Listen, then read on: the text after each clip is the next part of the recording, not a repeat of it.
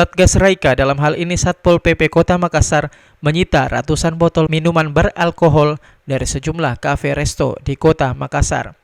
Hal tersebut dilakukan karena penjualan minuman beralkohol tidak memiliki izin dan pihak pengelola kafe tidak mampu menunjukkan surat izin penjualan minuman beralkohol. Kepala Satpol PP Kota Makassar mengatakan berdasarkan hasil razia yang dilakukan Satgas Raika di sejumlah kafe dan resto yang dirazia diduga melanggar protokol kesehatan dan jam operasional sesuai dengan perpanjangan pembatasan kegiatan masyarakat atau PPKM.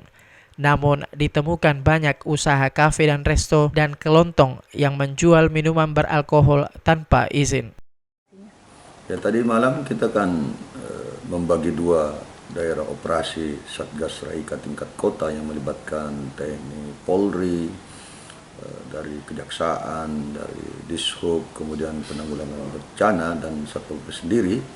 Kebetulan yang dirazia itu untuk wilayah Polres Pelabuhan.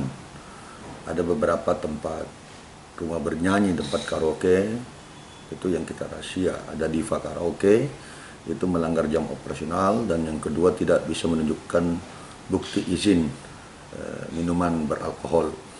Kemudian di Jalan Tentara Pelajar ada Hotel Grand Palace, itu juga ditemukan, dan beberapa pemandu lagu kita interview.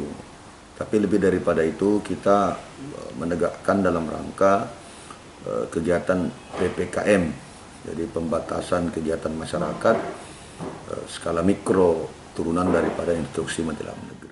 Iman Hud juga menambahkan seluruh minuman beralkohol tersebut langsung disita dan akan menjadi bahan laporan ke pemerintah Kota Makassar dan Pengadilan Negeri sebagai temuan penjualan minuman beralkohol tanpa izin untuk segera diproses baik secara administratif maupun secara hukum.